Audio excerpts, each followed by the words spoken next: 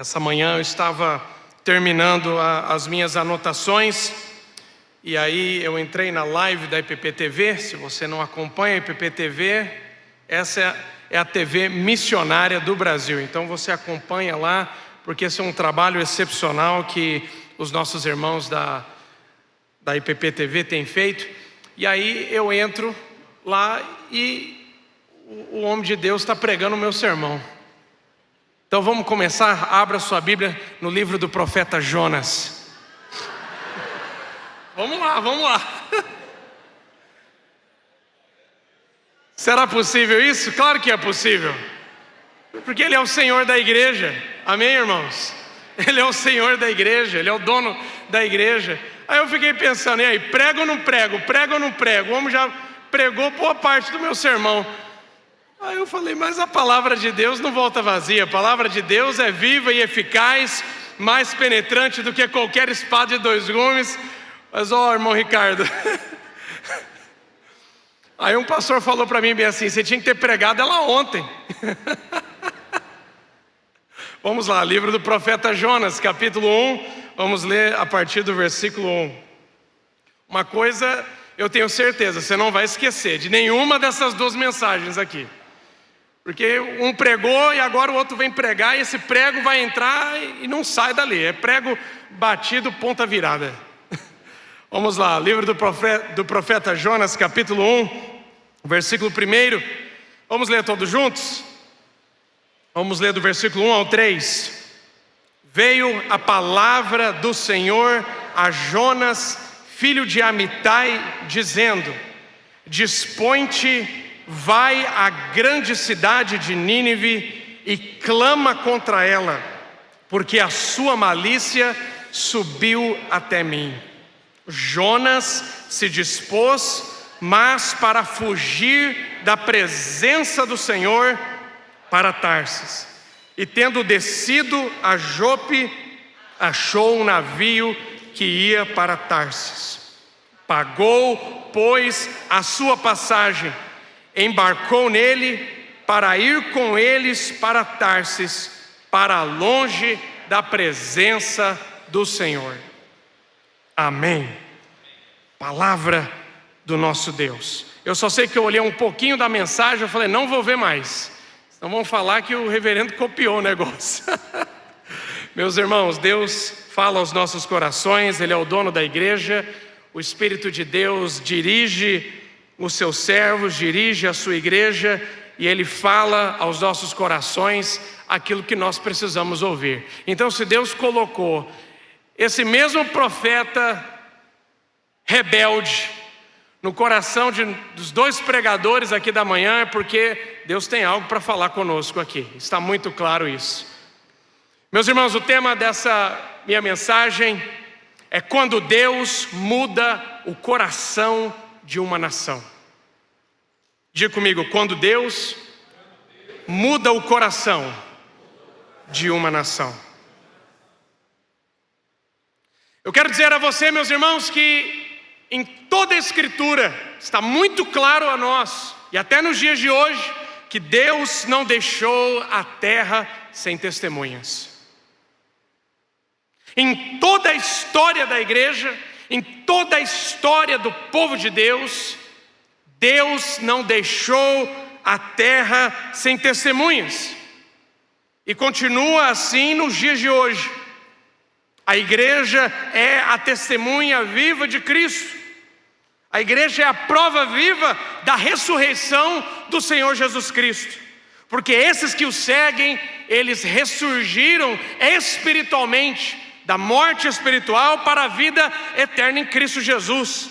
E a igreja aguarda aquele glorioso dia do retorno do nosso Senhor Jesus. Aqueles que estiverem aqui serão transformados, e os que morreram em Cristo ressuscitarão em glória, e assim estaremos para sempre com o Senhor. Hoje a igreja é esse testemunho vivo, o testemunho vivo da ressurreição do nosso Senhor Jesus Cristo. Deus não deixou a terra sem testemunhas, e Deus continua a falar a esse mundo rebelde através do seu povo. Quando olhamos o Velho Testamento, Claramente nós vemos que Deus escolheu os descendentes de Abraão, a nação de Israel, para cumprir um propósito específico. Você vai encontrar isso lá em Romanos, no capítulo 2. Vejamos lá naquele texto que o apóstolo Paulo, ele vai dizer que o juízo sobre a nação de Israel era mais severo até do que dos gentios, porque eles receberam os oráculos de Deus, receberam a palavra de Deus, e mesmo assim se rebelaram, não foram luz para as nações. Essa era a missão do povo de Deus na antiga aliança, o povo de Israel. A igreja, como o novo Israel de Deus, na nova aliança, ela recebe a missão que foi outorgada ao povo de Deus em todas as eras, de ser luz para as nações. Abra comigo, palavra de Deus, no Evangelho do Senhor Jesus, de acordo com São Mateus, capítulo 28. Mateus, capítulo de número 28. Vamos ler o versículo de número 18. Vamos ler todos juntos? Jesus, aproximando-se, falou-lhes dizendo: toda autoridade me foi dada, aonde, irmãos? Diga comigo, no céu e na terra. Louvado seja Deus. Deixa a sua Bíblia aberta aí. Toda autoridade, Jesus vence a morte, vence os principados, as potestades, vence o inferno. Ele diz: é-me dado todo o poder, toda a autoridade, no céu e aonde? Na terra. Eu quero dizer para você que cada pedaço dessa igreja aqui, cada centímetro dessa tenda está debaixo da autoridade de Jesus. Mas infelizmente, para muitos crentes, eles entendem que a autoridade de Jesus encontra-se dentro da demarcação geográfica do templo. Mas eu quero dizer que você saiu ali no estacionamento, cada metro quadrado ali está debaixo da autoridade de Jesus. Mas e aí, pastor? Ainda está dentro das demarcações da igreja. Pois bem, você saiu na rua aqui em frente, cada pedaço ali fora, cada casa ali fora, até os canteiros, tudo, o asfalto, a calçada, tudo está debaixo da autoridade de Jesus. Eu quero dizer a você, você saiu daqui por toda essa grande São Paulo, toda São Paulo está debaixo da autoridade do Senhor Jesus. Eu quero dizer a você, lá onde você mora, no norte, sul, leste, oeste desse país, está debaixo da autoridade do nosso Senhor Jesus. Um homem de Deus há tempos atrás disse que não há 1 centímetro sequer nesse mundo que Jesus Cristo não pode dizer que lhe pertence. Pertence tudo ao Senhor Jesus Cristo. Eu quero dizer, meus irmãos, que até Brasília está debaixo da autoridade do nosso Senhor Jesus Cristo.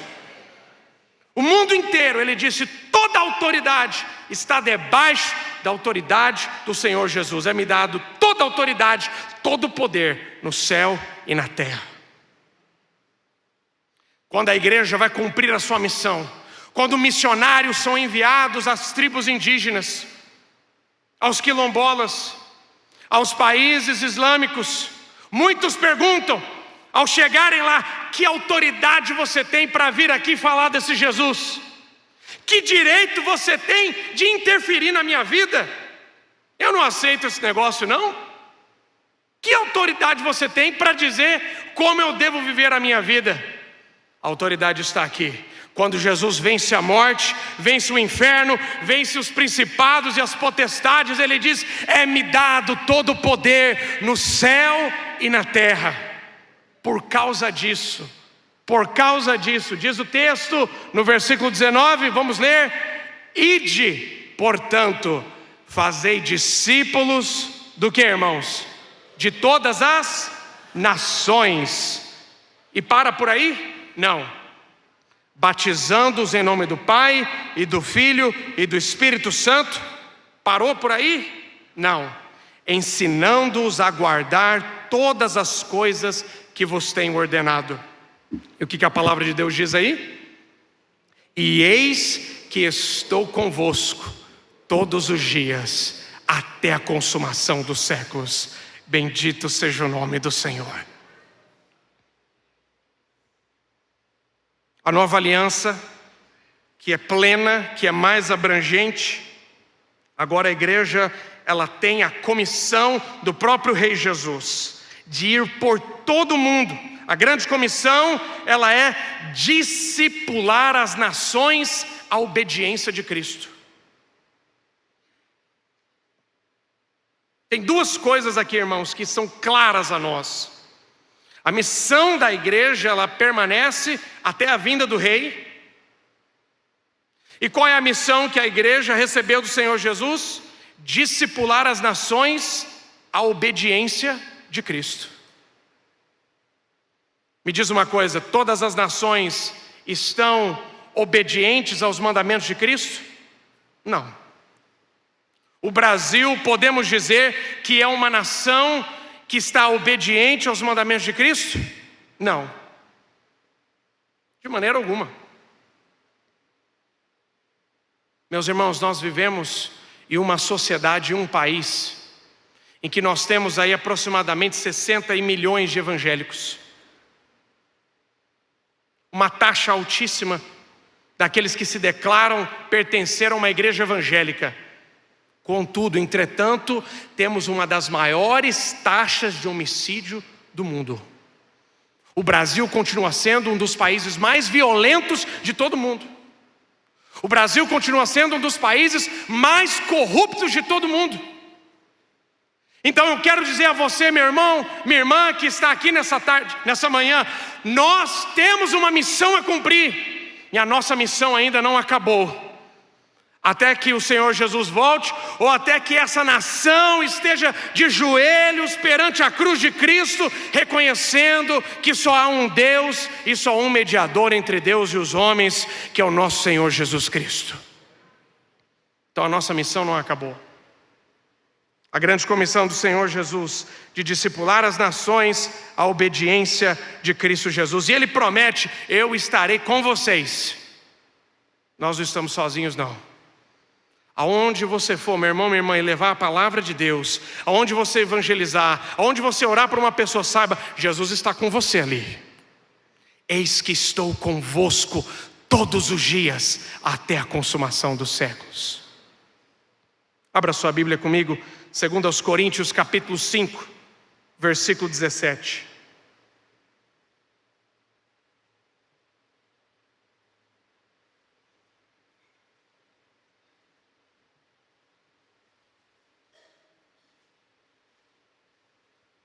Vamos ler todos juntos? E assim, se alguém está em quem? Em Cristo, é nova criatura. As coisas velhas se passaram, tudo se fez novo. Preste atenção aqui. Quando nós lemos Gênesis capítulo 1, versículo 1, no princípio criou Deus os céus e a terra. Ali nós temos a primeira criação. Deus cria o planeta, cria tudo que existe, depois Deus cria o homem para governar, reinar sobre a criação. O que é mais maravilhoso, encontramos aqui no texto de 2 Coríntios 5,17, é que o apóstolo Paulo, ele começa a falar agora da nova criação. Ele diz: alguém que está em Cristo, imerso dentro de Cristo Jesus, ele é uma nova criação. Como é possível isso? Veja, irmãos, a primeira criação, ela começa com Deus criando o planeta, tudo que existiu, tudo que existe ainda hoje, e Deus cria o homem e coloca para administrar. Agora a nova criação, ela é superior. Ela começa com Deus criando primeiro um novo homem. E lá em Apocalipse, no final da Bíblia, nós encontramos Deus dizendo que e vi um novo céu e uma nova terra. Meus amados irmãos, a nova criação, ela já começou. Como? Comigo e com você. Quando nós nascemos de novo, quando nós fomos imergidos em Cristo Jesus, pertencemos a Cristo, a nova criação já começou. Deus trouxe à existência uma nova raça humana, um novo homem, uma nova mulher. É alguém que está em Cristo Jesus. E no final Deus vai então trazer à existência novos céus e nova terra. E ele diz lá em 2 Coríntios 5,17, se alguém está em Cristo, isso é uma nova, ele é uma nova criatura. As coisas velhas se passaram, tudo se fez novo. Mesma linguagem que nós encontramos em Apocalipse. As coisas velhas se passam, tudo se faz novo. Versículo 18, coloca na tela. 2 Coríntios capítulo 5. E tudo isto provém de quem, irmãos? De Deus. Aí complica para os arminianos, né? Aí complica um pouco. Porque tudo isso, a nova criação, tudo provém de quem? 2 Coríntios 5,18. Coloca para mim, irmãos, na tela. Vamos ler juntos? Ora, tudo provém de Deus, que nos reconciliou consigo mesmo por meio de Cristo e nos deu o ministério da quê? Da reconciliação. Então Deus deu uma missão à igreja, o ministério da reconciliação. Versículo 19, próximo.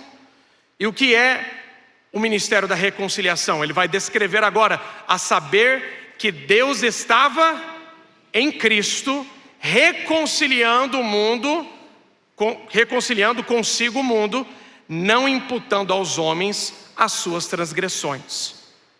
Então tem um aspecto, segura aí, tem um aspecto do ministério da reconciliação que nós não cumprimos, que somente o cabeça da igreja, Jesus, poderia cumprir.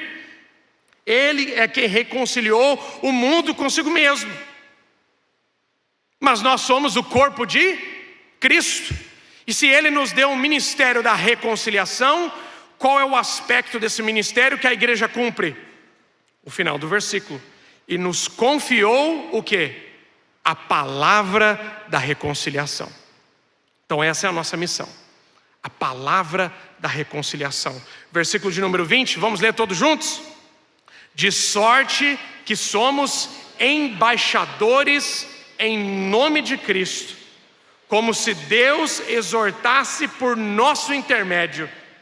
Em nome de Cristo, pois, rogamos que vos reconcilieis com Deus. A igreja é a embaixada do reino dos céus. A igreja é o único organismo, é a única instituição na face da terra confiada por Deus para anunciar a salvação.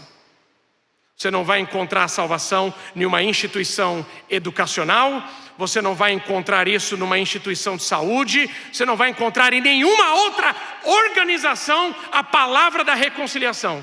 Somente na embaixada celestial, que é a igreja do Senhor Jesus. E o que você é? Você é um embaixador da parte de Cristo. Você é um representante legal do reino dos céus. Aonde você for, você deve levar a mensagem, a palavra de reconciliação. Agora, vamos conectar tudo isso com o texto que lemos de Jonas. O que acontece quando a igreja, comissionada por Cristo, negligencia a sua missão? O que acontece com a igreja que recebe a missão de Jesus de discipular as nações à obediência de Cristo e ela então negligencia a sua missão? O que acontece quando a igreja ela se recusa a ir às nações? Assim como Jonas, Deus irá julgar o seu povo. Deus vai disciplinar o seu povo, Ele vai disciplinar a igreja para quebrantar o seu coração. E eu tenho essa certeza no meu coração, que nós vamos viver um tempo, irmãos, que Deus vai tratar com a igreja brasileira. Que Deus vai quebrantar a igreja brasileira. Nós vivemos uma realidade hoje, meus irmãos, em que o brasileiro médio, o cristão médio hoje, sabe qual é o investimento anual que ele faz em missões? Uma estimativa que eu vi recente aí de um um estudioso dessa área, eu não sei se é correto ou não, mas não me surpreende se é verdade ou não. 27 centavos é o dinheiro que chega no campo missionário. O que acontece, meus irmãos, quando a igreja se recusa a ir aonde Jesus enviou, aonde Ele nos mandou? Assim como Deus tratou com o profeta rebelde, com o profeta Jonas, Deus vai tratar com a sua igreja. Deus vai tratar com o seu povo. Deus vai quebrantar o coração da igreja. Como nós já vimos, Deus trabalha no nosso coração, Ele quebranta o nosso coração para nos santificar, para nos purificar. Assim como Deus quebrantou não só o coração, mas a vida de Jonas por completo, para que ele entrasse no caminho da obediência a Deus. Volte para Jonas capítulo 1. Fiquem com sua Bíblia aberta. Nós vemos que a palavra de Deus aqui nos apresenta, irmãos, que Jonas recebe uma ordem de Deus para profetizar contra Nínive. Jonas já era um profeta que não tinha amor nenhum por aquela cidade e pelo povo assírio. Então ele recebe uma mensagem que era muito propícia para um profeta magoado. Ele só tinha que ir lá e falar para o povo que Deus iria destruir a cidade. Já imaginou? Nem isso ele queria fazer. Nem isso, meus irmãos, ele estava disposto a fazer. Ele recebe de Deus uma ordem para profetizar contra Nínive. Que cidade é essa?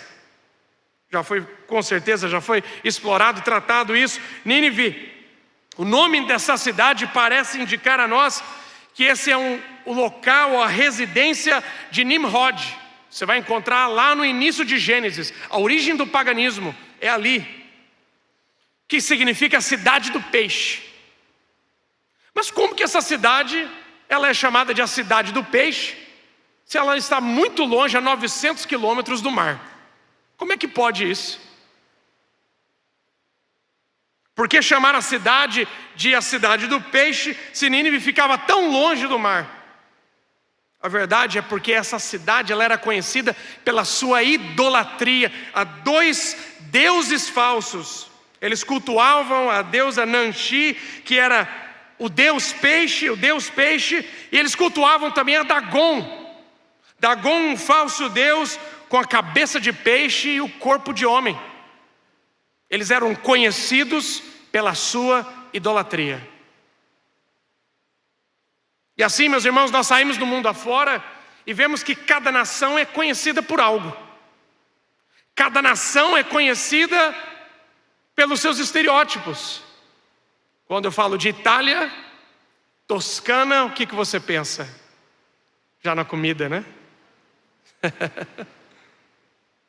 Quando falamos da Inglaterra, provavelmente a primeira coisa que você pensa é na família real britânica. A palavra de Deus diz que abençoada, bendita é a nação cujo Deus é o Senhor.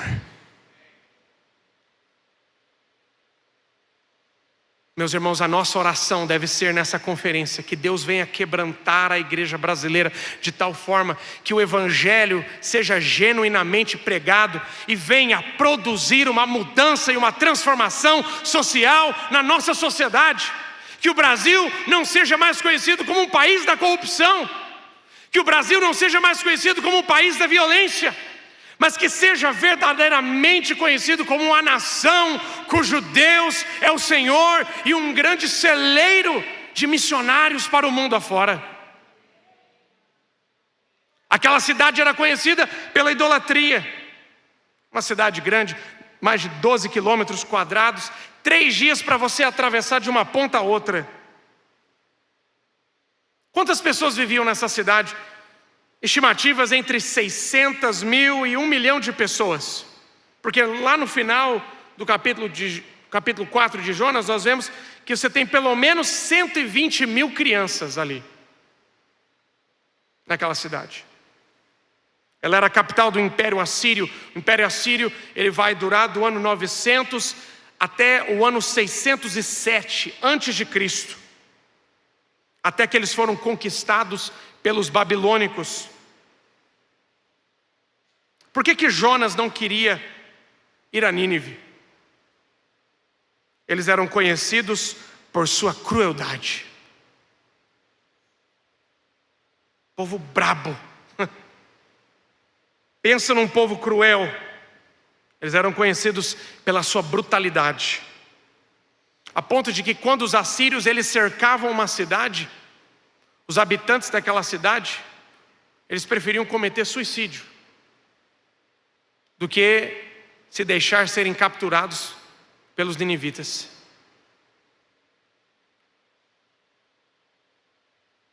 Eles torturavam e mutilavam os seus prisioneiros de guerra. Isso era um povo cruel, irmãos. Eles desenvolveram uma crueldade de empalar os seus inimigos. Sabe o que era isso?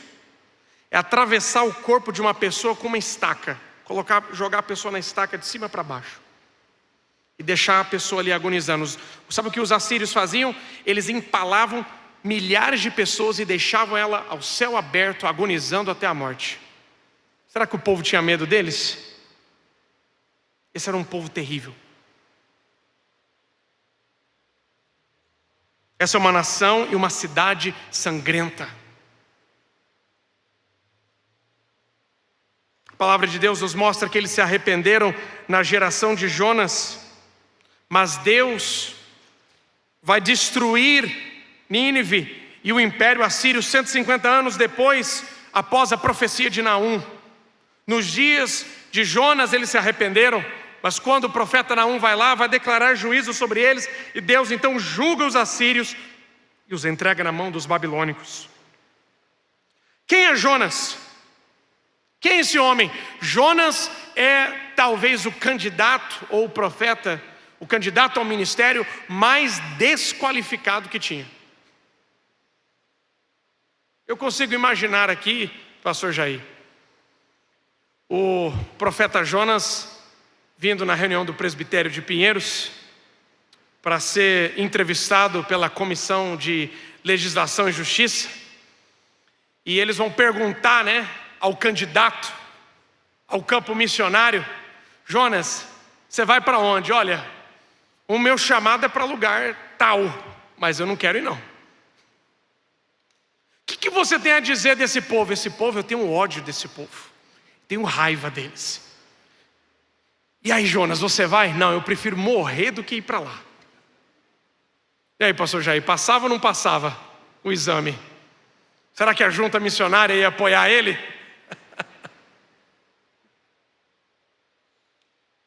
Sabe, irmãos, talvez hoje, nos nossos critérios, esse homem estaria desqualificado. Mas mesmo um homem tão preconceituoso, tão racista, tão odioso como Jonas, Deus ainda teve misericórdia daquele miserável. Deus ainda teve misericórdia e ainda usou a vida dele de forma poderosa. Quem é Jonas? Jonas é um patriota. E ele está sendo enviado a profetizar ao inimigo da sua nação. Lembremos que essa profecia que ele recebe não era uma profecia boa, não. O que ele recebe era mensagem de juízo. Veja, irmãos, que o povo de Nínive só teve acesso a um profeta, e era justamente o profeta que os odiava. Esse povo só teve a oportunidade de ouvir de Deus através de um homem, e era justamente esse homem que não gostava deles. Mas a providência de Deus moldou o coração de Jonas. Deus vai colocar circunstâncias, vai abrir e fechar portas, vai trabalhar de uma forma que aquele homem não vai conseguir escapar. Ele não tem mais como fugir. A questão para nós aqui, irmãos, é o que nós podemos aprender, o que devemos aprender com esse profeta rebelde.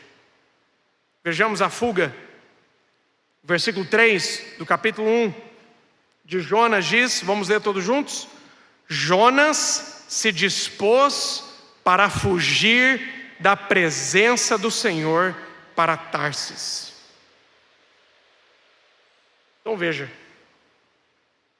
primeira coisa que nós vemos aqui é que Jonas ele tem disposição para desobedecer a Deus. Disposição, energia, recursos para desobedecer a Deus.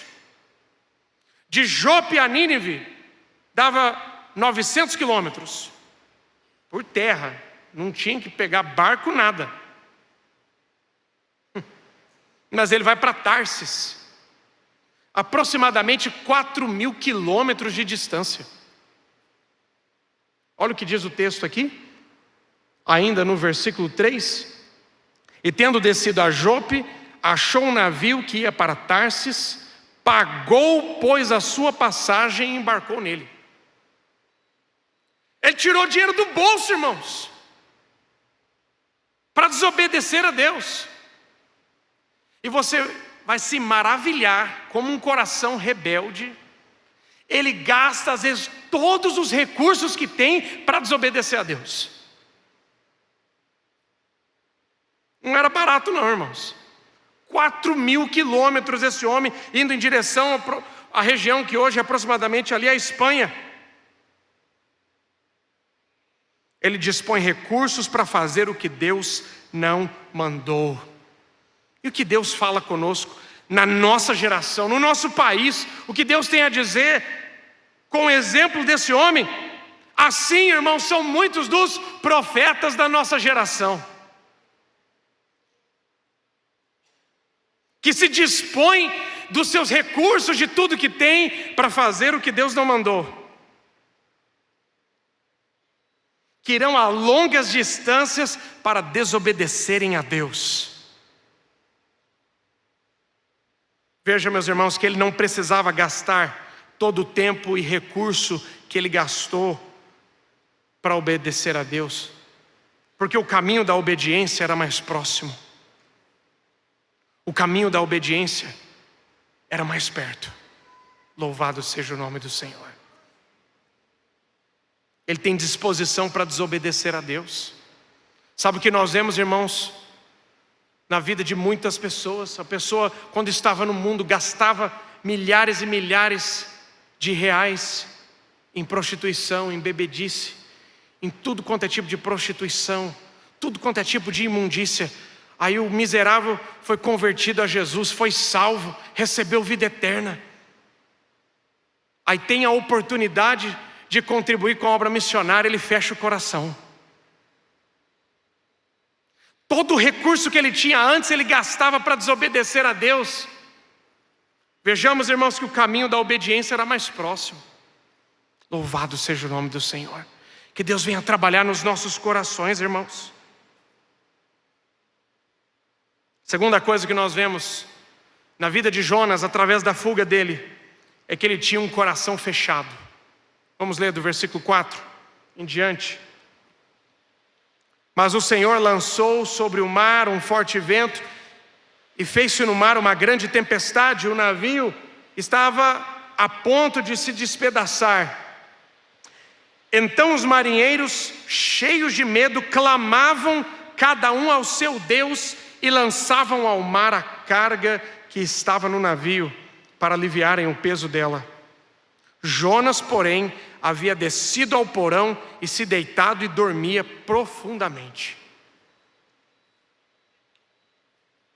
É possível isso? Você não está dormindo aí não, né?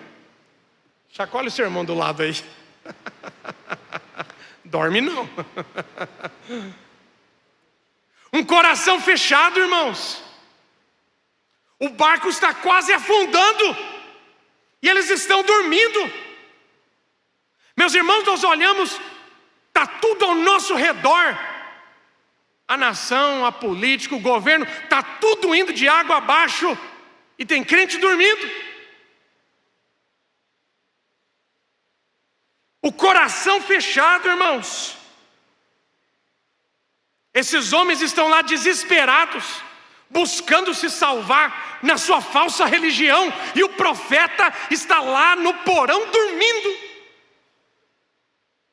Meus irmãos, deixa eu dizer algo para você. Hoje, um dos continentes no mundo que há uma ascensão do paganismo e uma secularização generalizada, hoje é a Europa. É um dos continentes mais negligenciados hoje nas missões mundiais. Você olha para o Reino Unido, para a Inglaterra. Reino Unido, compondo a Inglaterra, Escócia, País de Gales e a Irlanda do Norte. Você olha para esses 4 países. Esses países que foram baluartes do Evangelho, que clarearam a luz do Evangelho como um farol às nações. Você sabe qual é a realidade espiritual hoje da Inglaterra, por exemplo? As últimas estimativas aí, que você tem uma porcentagem de menos de 5% que frequentam uma igreja. Isso inclui católicos, protestantes, mórmons, testemunho de Jeová, tudo junto nesse pacote. A nossa estimativa é que você tenha hoje provavelmente 2% de crentes no Reino Unido.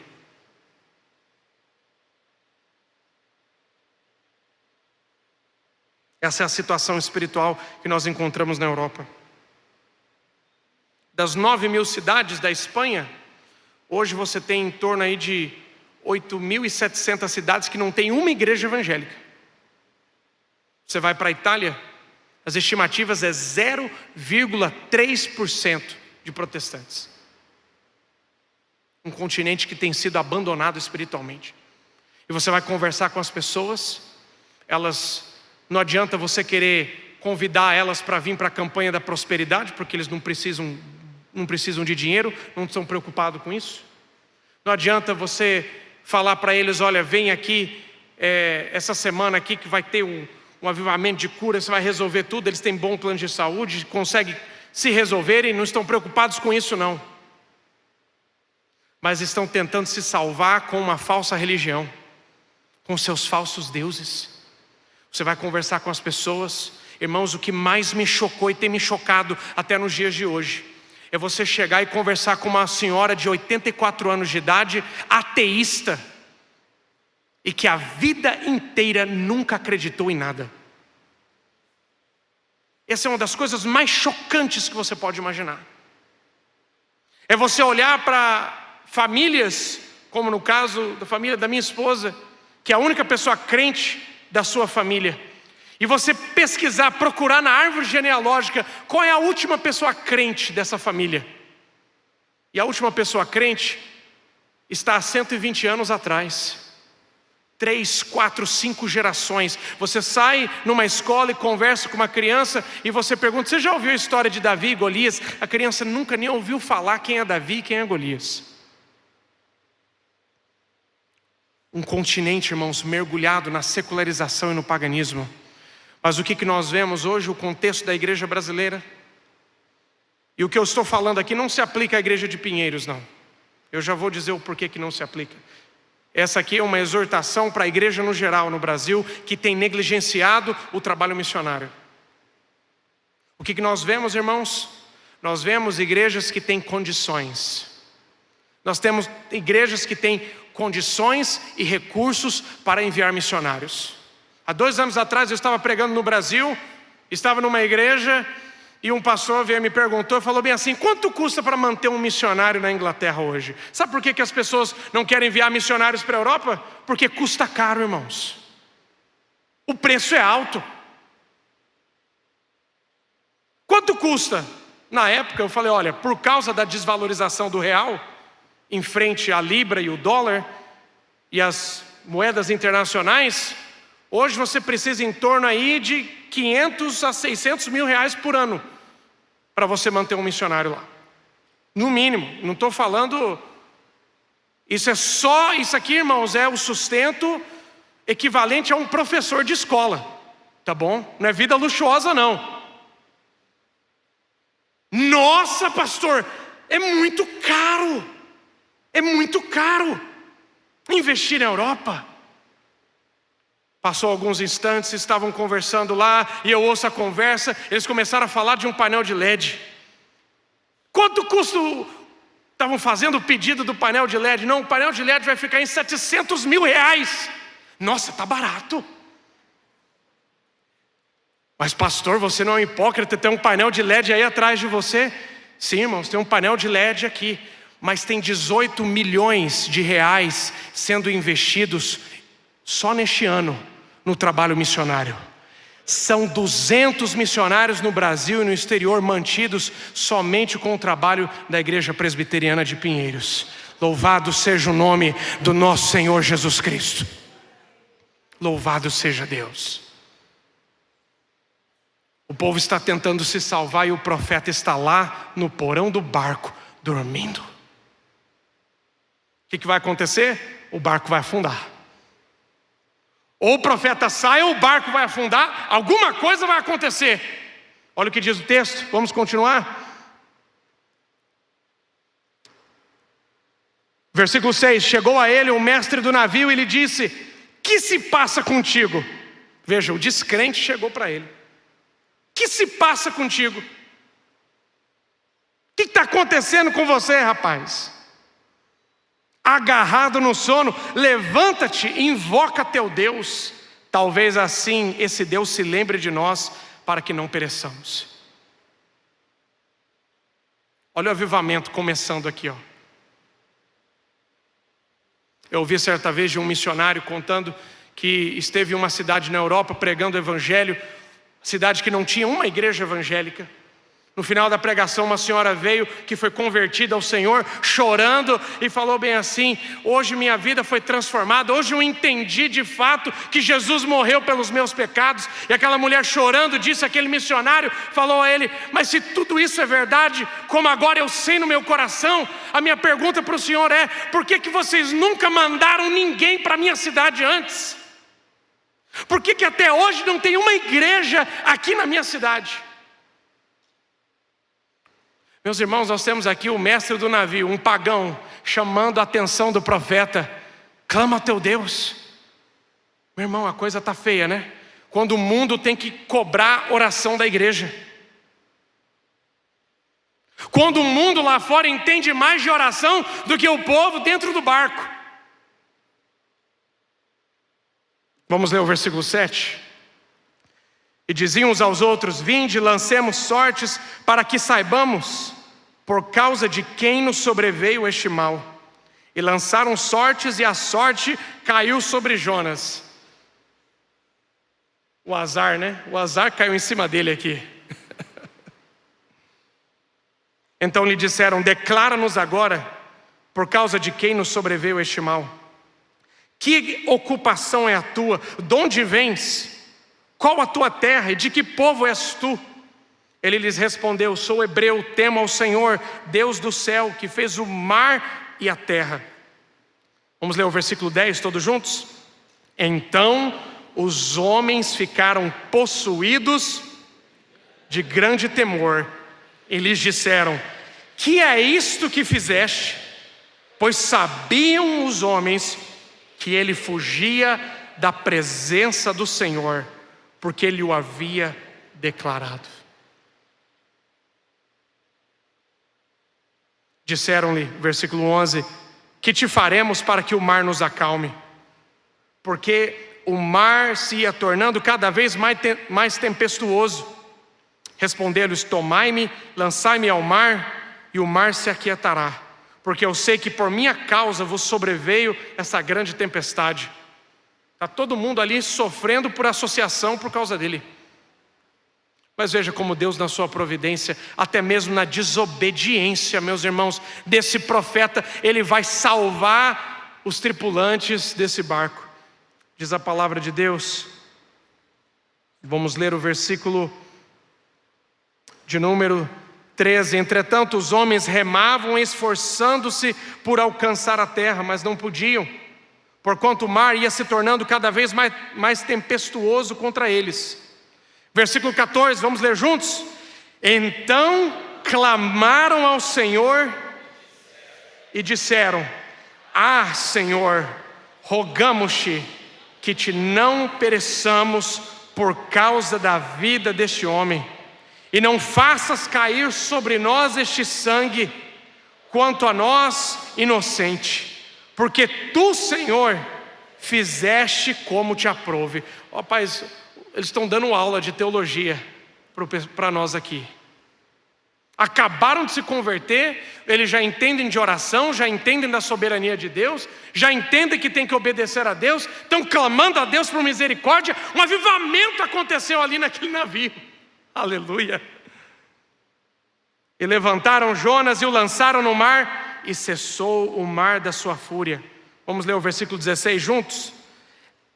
Temeram, pois, estes homens em extremo ao Senhor, e ofereceram sacrifícios ao Senhor, e fizeram votos. Ele tinha um coração fechado, onde Deus estava abrindo uma porta. Meus irmãos, nós olhamos para o campo missionário no mundo afora, só parece portas fechadas. Quando nós lemos a carta do apóstolo Paulo aos Colossenses, ele está na prisão. Ele não pede, meus irmãos, ali que ele fosse arrancado da prisão. Ele não pede por dinheiro, ele não pede por nada. Ele pede ali no capítulo 3, Senhor, abra uma porta para que a palavra de Deus avance. Eu quero dizer a você, meus irmãos, que quando nós saímos ao mundo afora cumprindo a missão do nosso Senhor Jesus Cristo, Ele prometeu, meus irmãos, eu vou estar com vocês todos os dias até a consumação dos séculos. Não feche o seu coração aonde Deus quer abrir uma porta. O que nós aprendemos com a fuga de Jonas? Que ele tinha medo da misericórdia de Deus. Lá no capítulo 4, o versículo 1. Com isso desgostou-se Jonas extremamente e ficou irado. Isso aqui é após o arrependimento, após a conversão dos ninivitas. E orou ao Senhor e disse: Ah, Senhor, não foi isso que eu disse estando ainda na minha terra? Por isso me adiantei fugindo para Tarse, pois sabia que és Deus clemente e misericordioso, e tardio em irar-se, e grande em benignidade, que se arrepende do mal. Aí a oração dele: Senhor, me mata, acaba comigo. Pensa num homem que queria morrer. Ele prefere morrer do que cumprir a missão que ele recebeu do Senhor. Ele tinha medo da misericórdia de Deus. Veja que as preferências nacionalistas, às vezes nos dias de hoje, até mesmo as nossas preferências políticas, nos impedem de avançar com a palavra de Deus. As suas preferências nacionalistas estavam acima da sua missão. E tem mais algo que nós aprendemos aqui no versículo 3 ao versículo 11, é que Jonas amou mais as coisas do que as pessoas. Já foi lido aqui que Deus fez florescer uma vinha, uma videira, uma espécie de árvore que surgiu ali de forma miraculosa. Deus proveu ali. Vamos ler o texto. O versículo de número 3, ele continua pedindo a morte ao Senhor. Deus vai questionar se era razoável essa ira. Versículo 6. Então fez o Senhor Deus nascer uma planta que subiu por cima de Jonas, para que o fizesse sombra sobre a sua cabeça, a fim de o livrar do seu desconforto. Jonas, pois, se alegrou um extremo por causa da planta. Mas Deus, no dia seguinte, ao subir a alva, enviou um verme, a qual feriu a planta que estava e se secou. E nascendo o sol, Deus mandou um vento calmoso oriental, o sol bateu na cabeça de Jonas de maneira que desfalecia, pelo qual pediu para si a morte, dizendo: melhor-me a morrer do que viver. Então morre logo, cara. O homem só fica pedindo a morte aqui. Ele demonstrou, meus irmãos, amar mais a planta do que as almas dos ninivitas. Ele estava mais preocupado com o seu conforto do que com os perdidos. Então Deus está dizendo: olha, eu te dou o conforto que está ao seu redor. Eu que fiz nascer essa planta aí, que está colocando sombra sobre a tua cabeça, mas ao mesmo tempo eu posso mandar um verme aí para tirar ela de você. Enquanto eles estão perecendo no navio, Jonas está debaixo do navio, dormindo, buscando o seu conforto. Deus vai lá tirar ele do conforto. Meus irmãos, eu creio que Deus vai trabalhar de alguma maneira na sua providência para quebrantar o coração da igreja brasileira, para entender a sua missão e o seu propósito e a sua obrigação missionária. De tal forma, se necessário for, Deus vai tirar até a planta, a sombra e o conforto que nos rodeia, para assim nos ensinar, irmãos, que as almas perdidas valem mais do que o nosso conforto e a nossa segurança. Se necessário for, Deus vai tirar aquilo que está ao nosso redor. Tudo aquilo, meus irmãos, que o próprio Deus proveu, Ele vai tirar, se necessário for, para que aprendamos a amar mais as almas do que as pessoas. A igreja brasileira, ela precisa se arrepender. Quando nós colocamos, irmãos, o nosso conforto, o conforto da igreja acima da obrigação missionária. Deus provê tudo. Olha ao seu redor, olha essa tenda, olha tudo que Deus proveu. Mas Deus também está provendo lá em Londres, Deus está provendo lá na Itália, Deus está provendo lá na Sérvia, Deus está provendo lá na Rússia, na Sibéria, meus irmãos. Tem missionários lá, sendo sustentados pelo que Deus está fazendo aqui.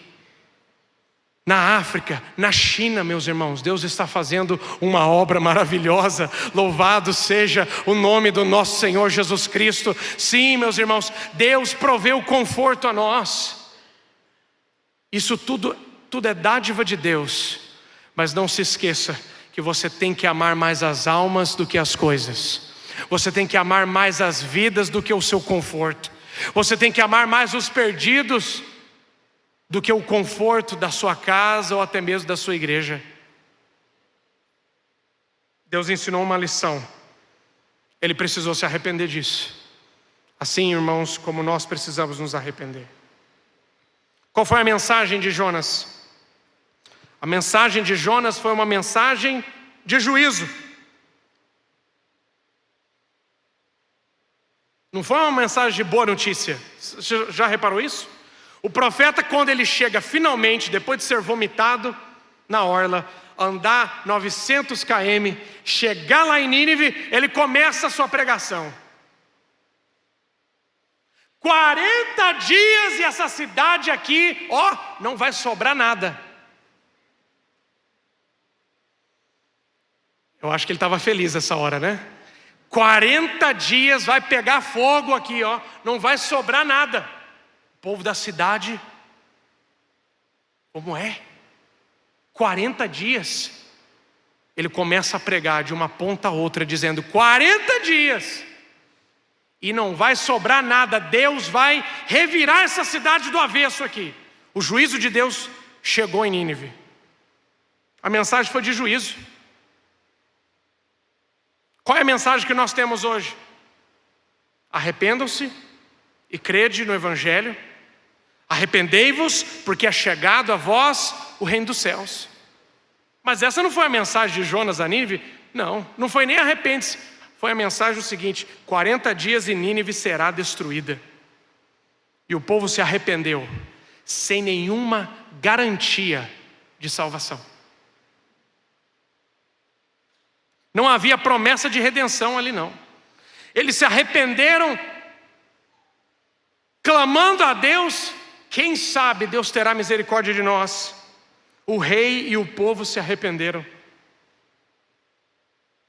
O que nós temos aqui, irmãos, a vontade de Deus, o desejo de Deus, é que Deus trabalha individualmente no nosso coração. Mas Deus também espera um arrependimento nacional. É por isso que nós somos enviados às nações. É por isso que Ele mandou discipular as nações. Então eu quero dizer a todos vocês aqui, meus irmãos, e aqueles que irão assistir essa mensagem, que Deus quer o Brasil, Deus quer essa nação quebrantada e transformada pelo poder do Evangelho. Essa é a vontade de Deus. Louvado seja o nome do Senhor. Eu quero encerrar, irmãos, com a pergunta: pode Deus mudar o coração de uma nação? Nós temos um exemplo bíblico e nós temos exemplos em toda a história da igreja. Eu quero trazer a você um pouco aqui uma reflexão acerca do que Deus fez na Escócia. O país que é o berço do presbiterianismo. A Escócia, no século XVII, ela sofre mudanças políticas, econômicas e sociais terríveis, que eu vou compartilhar com você aqui. Eu sei que é uma informação às vezes um pouco complexa de compreender, mas só grave isso. Quem é o atual rei da Inglaterra? O rei Charles III, não é isso? Então antes dele veio o Charles II e o Charles I. Então, para você gravar isso, o Charles I e o Charles II foram terríveis para a igreja de Deus. Terríveis. Tanto na Escócia como na Inglaterra, em todo o Reino Unido. Nessa época, irmãos, no século XVII, o rei Charles I, ele assume o trono. Ele era filho do rei James, da Bíblia King James. E assim que ele assume o reinado, ele entende que o papel dele não era só ser rei do país, que ele também poderia ditar como as coisas deveriam acontecer dentro da igreja. Acontece, meus irmãos, que Jesus é o rei da igreja. Jesus é o rei da igreja. Como também ele é o rei dos reis e Senhor dos senhores. Os nossos pais presbiterianos acreditavam e defendiam o entendimento do reinado de Cristo em um aspecto mediatorial. Significa que Cristo, ele é rei da igreja. Com uma mão ele rege a igreja, com a outra mão ele rege as nações. Então os pais reformadores, os puritanos, os pastores chegaram para o rei e falaram: olha, o Senhor é o nosso rei, nós te respeitamos como rei, mas desse reino da Escócia e da Inglaterra tem um outro rei também, e o nome dele é Jesus Cristo, e o Senhor precisa respeitar e reconhecer o reinado dele sobre a sua igreja. Mesmo assim, meus irmãos, o rei tentou impor isso à força, e assim os presbiterianos da Escócia, eles viram que a única forma que eles poderiam sobreviver e preservar a pureza do culto e da doutrina era, num espírito de legítima defesa, não reconhecer a autoridade do rei sobre a igreja. As guerras começam a partir de 1637. Deus levanta um homem, o reverendo Alexander Henderson. Esse homem escreveu o chamado Pacto Nacional em 1637. E nesse pacto eles estavam fazendo um voto a Deus, que a Escócia permaneceria fiel à palavra de Deus. Não era eles individualmente, era eles, suas famílias, seus descendentes, e a nação permaneceria fiel ao Senhor, permaneceria fiel à reforma e ao tesouro que eles receberam da palavra de Deus. E irmãos, esse documento foi escrito, foi espalhado, eles saíram levando pelas diversas paróquias presbiterianas ao redor da Escócia. Toda vez que um pastor chegava numa paróquia presbiteriana para ler o texto do Pacto Nacional, em muitas ocasiões ali houve um pequeno vilarejo, uma cidadezinha lá, que mais de 500 pessoas se converteram somente ao ouvir a leitura do Pacto Nacional. Todos os nobres, os aristocratas assinavam aquele documento. A maioria das pessoas que eram analfabetas, alguns cortavam suas mãos com seu próprio sangue e colocavam sobre o documento. A perseguição avançou, irmãos, de tal forma. O país entrou numa guerra civil por causa disso. O rei Charles I, ele é morto. Os presbiterianos da Escócia não concordaram com isso, e aí vem o filho dele. Depois do Charles I, quem que vem? O Charles II. E o Charles II, ele vem convidado pelos escoceses. E ele é coroado lá na Escócia. E ele mesmo assina o pacto. Mas assim que ele desce para a Inglaterra e assume o trono da Inglaterra também, ele rasga o pacto e fala: não quero mais saber disso. E vocês aí na Escócia agora e a Inglaterra todos vão ter que dançar de acordo com a minha partitura. O que aconteceu, irmãos? No ano de 1662, na Inglaterra, mais de 2.000 pastores puritanos foram forçados das suas igrejas. Foram expulsos das suas igrejas por causa de um decreto real. Na Escócia, mais de 700 pastores foram colocados para fora das suas paróquias, das suas igrejas. E agora, meus irmãos, eles são forçados para fora dos seus templos. Os pastores perderam suas casas pastorais, muitos estão morando, vivendo em estalagens, morando de favor com outras pessoas, mas não negociaram os seus princípios. Não negociaram os princípios da palavra de Deus. E Deus levantou homens para guiar o seu povo durante esse período de perseguição. Cultos ao ar livre.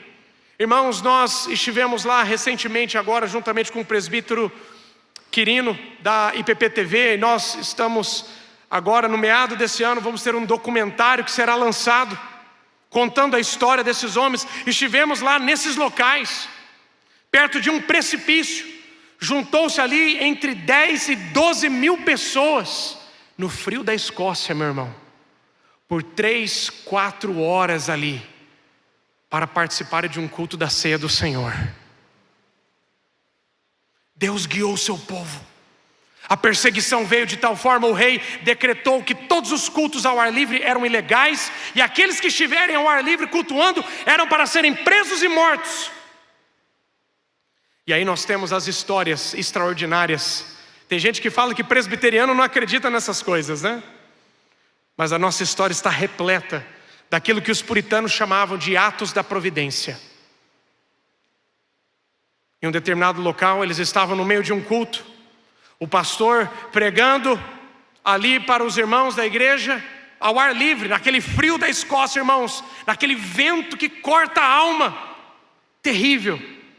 No meio do sermão, ele pregando sobre sofrer por Cristo. Ele diz: vocês aprenderam o que é sofrer por Cristo, agora nós vamos colocar em prática. Quando eles olharam para o monte, lá vinham os soldados do rei, armados para matá-los. Eles se ajoelharam e clamaram: Senhor, livra o seu povo. Irmãos, quando os soldados do rei vinham na direção deles, o local onde eles estavam cavalgando se tornou um lamaçal, um atoleiro. Os soldados e os cavalos começaram a se atolar. As mulheres e as crianças subiram para os montes. Uma neblina desceu onde eles estavam. E o povo de Deus foi preservado, louvado seja Deus. Havia um outro homem chamado Alexander Peden, reverendo Alexander Peden, pastor presbiteriano, que ficou conhecido como profeta Peden.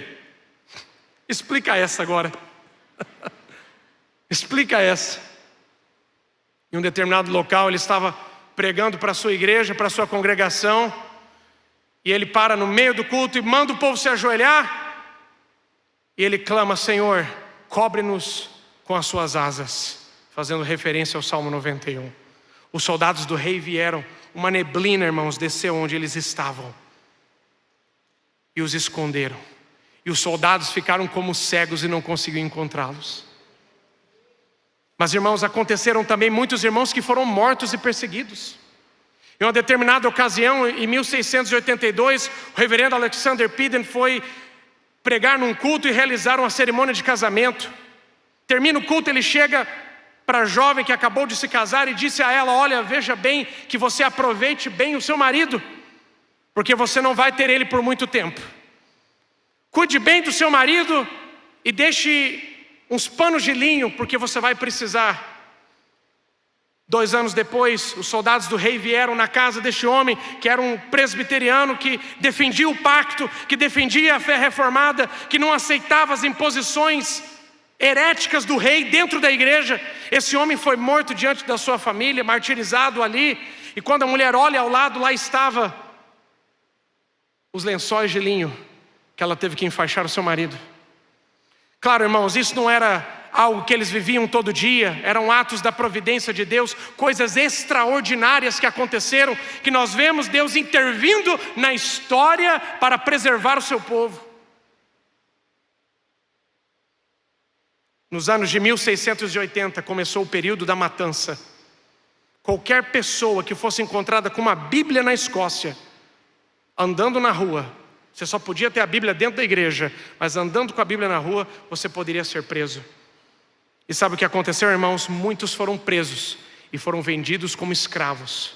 E foram enviados para o continente americano, para trabalhar nas plantações aqui. Foram escravizados, muitos dos pactuantes, os covenanters, foram enviados aqui para as Américas, da região do Caribe e na América do Norte, para trabalhar nas plantações. E assim, meus irmãos, esses homens que agora estavam somente ali na Escócia, estão sendo levados no navio do outro lado do mundo, para levar a palavra de Deus.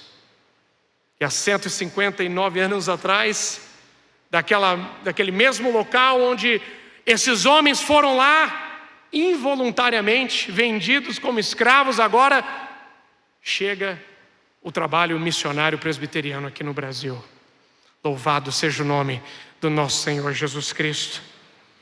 Meus irmãos, Deus julgou o reinado daquele rei, o rei Charles II. O povo de Deus que permaneceu fiel, mais de 20 mil pessoas foram mortas. Crianças, irmãos, foram mortas. Jovens que, por se recusarem a reconhecer o senhorio do rei dentro da igreja, foram afogadas, irmãos, no mar.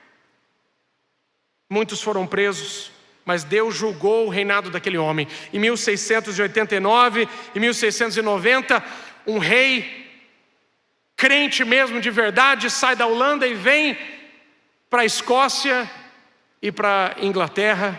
Ele assume o trono. E um dos homens que foi chamado na corte para aconselhar ele, o que ele deveria fazer com a Escócia. E esse homem foi um dos poucos pactuantes que não tinha sido morto. Estava do lado do rei e disse: olha o pacto que a Escócia fez com Deus, o senhor precisa honrar isso. No ano seguinte, meus irmãos, a igreja da Escócia foi estabelecida como a igreja oficial do país. E a fé reformada, a fé bíblica na palavra de Deus, foi declarada como a fé oficial da nação. Mas você pergunta hoje: mas pastor, qual que é a realidade hoje? A realidade hoje é triste, irmãos.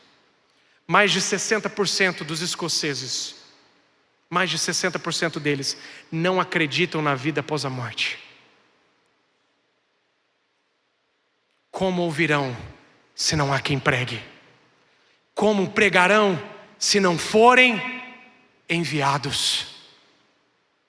Sim, irmãos, com o passar do tempo, isso foi se esfriando. E a nossa oração é que Deus tenha misericórdia daquele país, que Deus venha reavivar essa nação.